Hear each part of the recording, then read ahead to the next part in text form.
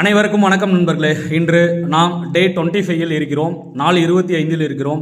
கடந்த வெள்ளிக்கிழமை நமது குளித்தலை சட்டமன்ற உறுப்பினர் திரு சூரியனூர் சந்திரன் அவர்கள் சட்டசபையில் இதை பேசினார்.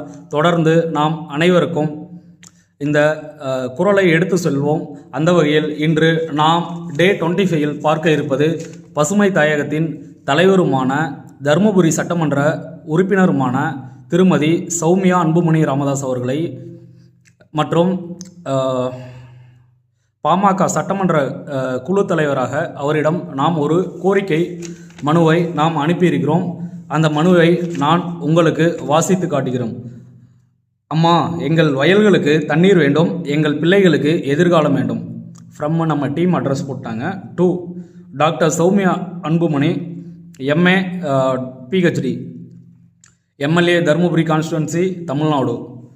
ஹானரபிள் மேடம், மதிப்பிற்குரிய சௌமியா அன்புமணி அவர்களுக்கு வணக்கம் அம்மா. இந்த கடிதத்தை நாங்கள் எழுதுவது ஒரு அரசியல் கோரிக்கைக்காக அல்ல, ஒரு மக்களின் வழிக்காக. ஒவ்வொரு ஆண்டும் மழை பெய்யும் போது எங்கள் பஞ்சப்பட்டி பகுதி மக்கள் வானத்தை பார்த்து மகிழ்வதில்லை அம்மா. இந்த வருடமாவது எங்கள் ஏரிக்கு தண்ணீர் வருமா என்று ஏக்கத்தோடு தான் பார்க்கிறார்கள்.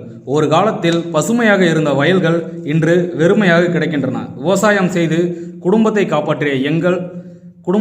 காப்பாற்றிய கைகள் இன்று வேலை தேடி ஊர் விட்டு ஊர் அலைகின்றன.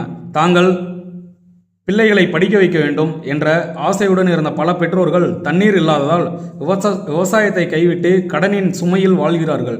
அம்மா, எங்கள் தாத்தாக்கள் கேட்ட கோரிக்கைகளை எங்கள் அப்பாக்கள் கேட்டார்கள். எங்கள் அப்பாக்கள் கேட்ட கோரிக்கைகளை இன்று நாங்கள் கேட்கிறோம். ஆனால் இன்னும் பஞ்சப்பட்டி ஏரி காத்து கொண்டே இருக்கிறது. காவிரி நீரும் பஞ்சப்பட்டி ஏரியும் சந்திக்கும் நாளை பார்க்காமல் பல விவசாயிகளே இந்த மண்ணை விட்டு போய்விட்டார்கள். அவர்கள் கடைசி வரை வைத்திருந்த ஒரே நம்பிக்கை ஒரு நாள் இந்த ஏரிக்கு தண்ணீர் வரும் என்பதுதான். இன்று எங்கள் வயல்களில் தண்ணீர் ஓடவில்லை அம்மா. எங்கள் கண்களில் மட்டுமே கண்ணீர் ஓடுகிறது அம்மா. இன்று எங்கள் பசுமையான வயல்களை பார்த்ததே இல்லை அம்மா. எங்கள் கண்களில் மட்டும் கண்ணீர் ஓடுகிறது. இன்று எங்கள் குழந்தைகள் விவசாயம் பற்றி கனவு காணவில்லை. ஏனெனில் அவர்கள் பசுமையான வயல்களை பார்த்ததே இல்லை.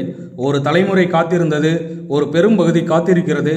தமிழகத்தின் 3வது பெரிய ஏரி காத்திருக்கிறது. லட்சக்கணக்கான விவசாயிகளின் எதிர்காலம் காத்திருக்கிறது அம்மா. தாங்கள் பல சமூக பிரச்சனைகளுக்காக குரல் கொடுத்திருக்கிறீர்கள். அதுபோல பஞ்சப்பட்டி ஏரிக்காகவும் ஒரே ஒரு முறை குரல் கொடுங்கள். எங்களுக்கு உதவி கேட்பதற்கான பெரிய அதிகாரம் இல்லை. லட்சக்கணக்கான விவசாயிகளின் மற்றும் 50,000